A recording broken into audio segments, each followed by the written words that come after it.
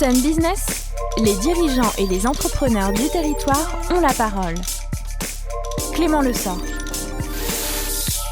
Chaque mardi à 7h40, parole est donnée aux entrepreneurs de la région et c'est en compagnie de Clément Lessort. Bonjour Clément. Bonjour Guillaume, bien on la prend cette parole comme tous les mardis matins, effectivement. Merci à toutes celles et ceux qui nous écoutent. Merci pour votre fidélité. Je le disais il y a quelques instants, Diloc, la plateforme nantaise, la start-up nantaise permet aux particuliers et aux professionnels de louer des outils et le matériel mis à disposition par des artisans proches de chez vous.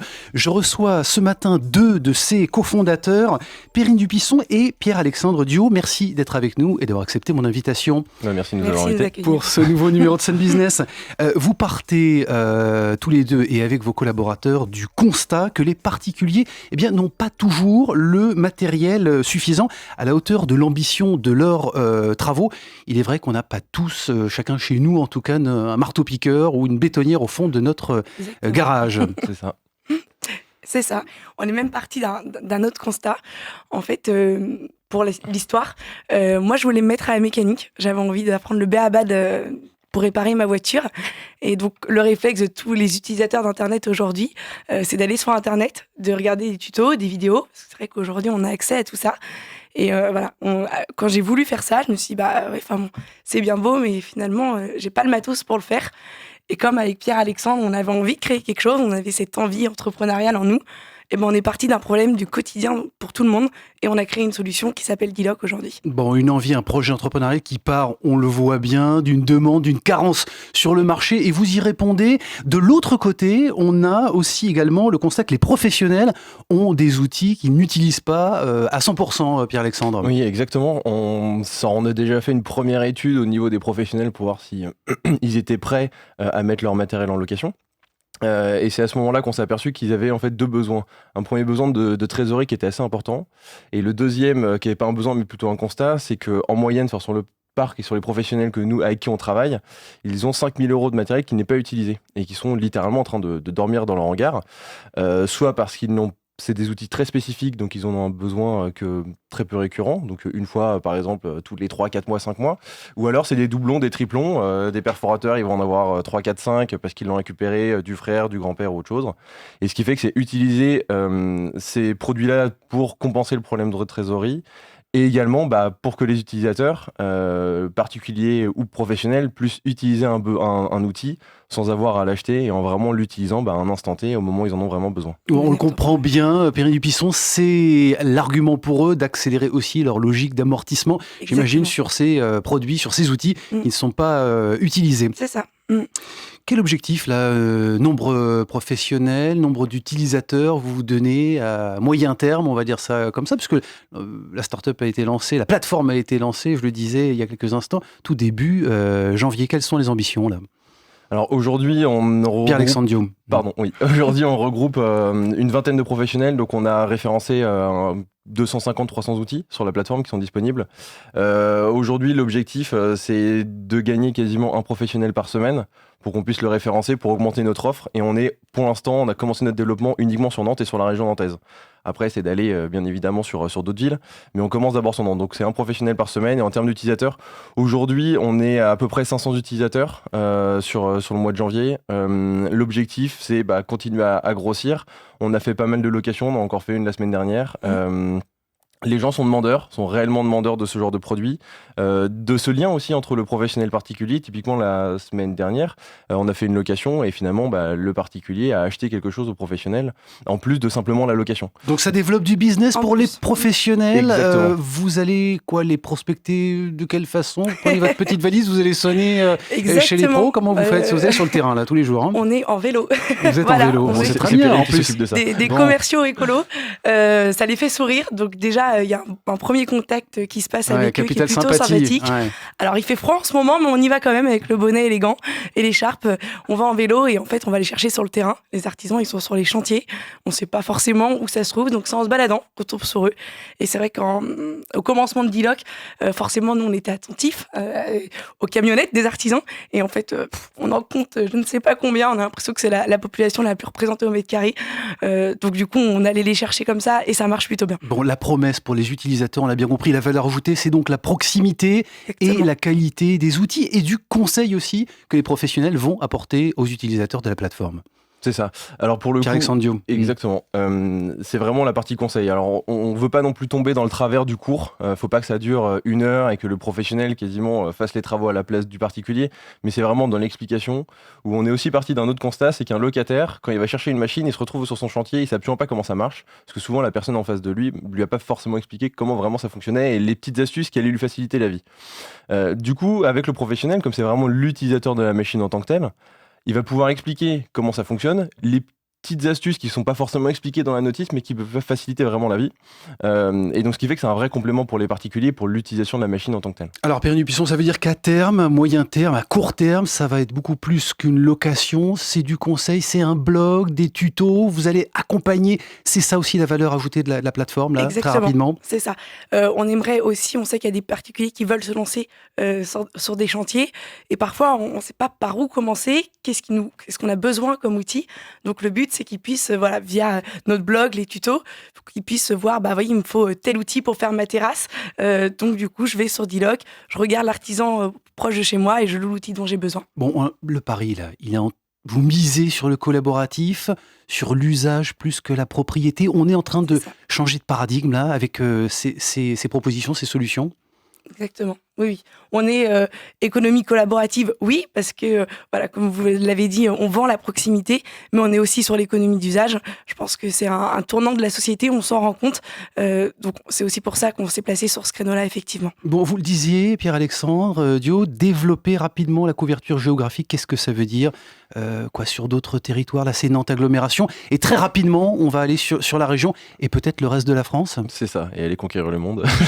Allons-y, soyons ambitieux, mon cher. Exactement. En fait, c'est vraiment parti d'une philosophie que nous on a, c'est d'être proche de nos utilisateurs, de notre communauté. Donc plutôt de se dire, on commence France entière à essayer de trouver des artisans partout en France. On s'est dit, on commence sur Nantes, on veut vraiment les connaître, savoir comment est-ce qu'ils fonctionnent, connaître leurs besoins, leurs difficultés, et puis après se développer. Comme ça, moi, ça nous permet d'être plus efficace, plus pertinent même pour aller les voir. Donc c'est Rennes, Angers pour commencer, et après c'est aller voir d'autres villes en France, sachant qu'on s'est aperçu qu'en fait les zones d'habitation et les zones de densité les plus importantes des artisans, c'était les zones de plus de 150 000 habitants, 200 000 habitants. Donc, ce qui fait qu'on a commencé à cibler ces zones-là. Bien évidemment, l'objectif, c'est d'essayer d'attaquer Rennes et Angers d'ici la fin de l'année. Donc, commence à avoir des professionnels. D'ailleurs, on en a un du côté de Rennes. On lui a dit qu'il fallait patienter encore un peu avant qu'on se lance réellement.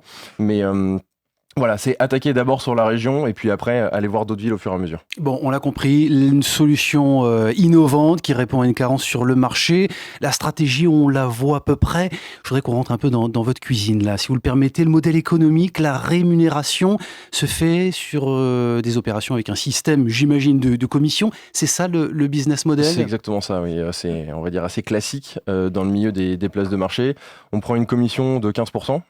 Sur le volume en fait global, le montant de la location, pour rémunérer en fait les frais de service qui sont dus à ça, sachant que par rapport aux professionnels, typiquement on s'occupe de tout le référencement. C'est pas juste une plateforme sur laquelle l'artisan se connecte et inscrit ses outils. C'est nous qui nous occupons de la partie référencement. On va voir le professionnel, on enregistre les caractéristiques techniques de son outil, on ajoute les notices. En fait, on s'occupe vraiment de tout pour lui faciliter la vie, et on sait aussi que ça va faciliter la vie de nos utilisateurs particuliers, puisqu'ils vont avoir des informations qui vont être claires et limpides. Donc le modèle économique, il est vraiment basé sur ce côté-là, de pourcentage et de commission. Est-ce qu'il y a d'autres opportunités à terme ? Je pense notamment à l'intégration de la régie publicitaire ou d'un pourcentage sur les transactions au-delà des commissions ? Alors on peut avoir du service plutôt qu'on va essayer de compléter. Typiquement aujourd'hui on est sur du petit matériel. L'idée c'est d'aller sur du un peu plus gros, typiquement sur des pelles ou ce genre de choses. Enfin des pelles, des mini-pelles, des tractopelles je veux dire. C'est du matériel qui est beaucoup plus conséquent. On en a déjà certaines, mais l'idée c'est d'aller apporter du service, typiquement la livraison, la maintenance en cas de problème sur le chantier. Bon, vous allez réussir rapidement à vous payer tous les 4, vous êtes 4 cofondateurs, vous allez réussir à vous sortir un salaire. C'est ça l'ambition fin 2017 ? Non. L'ambition, c'est pas ça. L'ambition, c'est d'abord vraiment montrer qu'il y a une traction, qu'il y a un réel besoin. Alors même si on l'a perçu déjà pendant nos 4 premiers mois d'activité entre septembre et décembre, on n'avait pas vraiment la plateforme, on avait juste un formulaire d'email finalement où les gens nous contactaient pour aller chercher des outils. L'objectif, c'est plutôt montrer qu'on a un besoin et aller chercher des investisseurs, puisque l'économie collaborative, le temps de rentabilité est assez long. Et sur notre business, on parle plutôt de entre 4 et 6 ans. Comment est-ce qu'on fait, Pierre-Alexandre, Perrine, pour remplir le frigo quand même ? Moi, je pose la question aux jeunes entrepreneurs en attendant que ça fonctionne bien. Nous, on a travaillé avant, en fait. Voilà. On est sortis de nos études en 2015 et 2014, diplômé 2014. Donc, Pierre-Alexandre et moi, on a travaillé 1 an et demi, 2 ans avant de se lancer au sein de D-Loc. Alors ça, c'est intéressant. Vous avez été formés tous les deux, notamment à l'Institut en économie et management de Nantes. On vous prépare là-bas à l'université à devenir de vrais entrepreneurs ou c'est une vocation, une culture familiale, un goût du risque ? On l'a bien compris. Ouais, vas-y, non, vas-y, je t'en prie. C'est pas une culture familiale. Enfin, de mon côté, en tout cas, c'est pas vraiment une culture familiale. Ça apporte les billes, sincèrement, l'IAE pour ça.